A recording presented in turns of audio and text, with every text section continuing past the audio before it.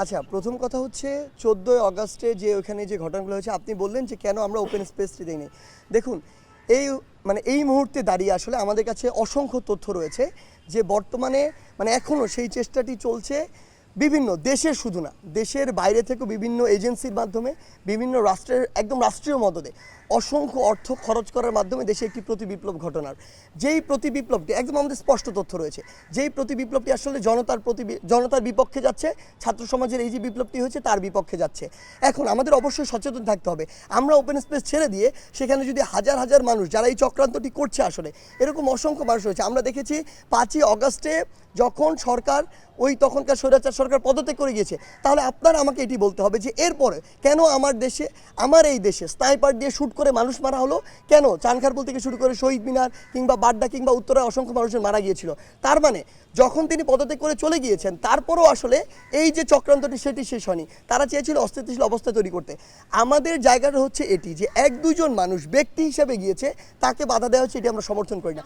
কিন্তু শেষ করি কিন্তু দলীয়ভাবে যে অবস্থানটি তারা তাদের জায়গা থেকে যেটি প্রত্যাশা করছিল যে সবাই মিলে করবে, এটি আইনশৃঙ্খলা রক্ষাকারী বাহিনীর পক্ষ থেকে এই মেসেজটি ছিল, গোয়েন্দা বিভাগের পক্ষে এই মেসেজটি ছিল যে এরকম বড় একটি আবার রিভার্স ম্যাসাকার তারা করার চেষ্টা করতে পারে।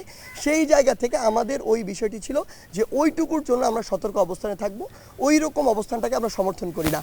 এখন যে কথাটি বলা হচ্ছে এখানে ওনার জায়গা থেকে যে সূর্য সেন হলে এটি হয়েছিল, দেখুন শিক্ষার্থীরা এই যে আন্দোলনটি করেছে, আওয়ামী লীগের কিছু অন্ধ ভক্ত ছাড়া বাংলাদেশের যত % মানুষ আছে সবাই এটার সাথে সরাসরি যুক্ত ছিল। এখানে সকলেই বিভিন্ন আদর্শে বিশ্বাসী। অনেক শিক্ষার্থীদের আমরা দেখেছি, সূর্য সেন হলের সকল শিক্ষার্থী যে এটাতে পার্টিসিপেট করেছে ব্যাপারটা এমন নয়। আমরা তো এইসব হলে থাকি, অন্যান্য হলে কোনো হলে দেখেছেন? বাকি 17টা হলে এরকম কোনো কাজ হয় না। সো ওই হলে কিছু অতি উৎসাহী শিক্ষার্থী শোক দিবসকে কেন্দ্র করে করেছে না, ব্যক্তিগত জায়গা থেকে করেছে, এমন একটি কাজ করেছে। ইভেন 32-এও এটি হয়েছে।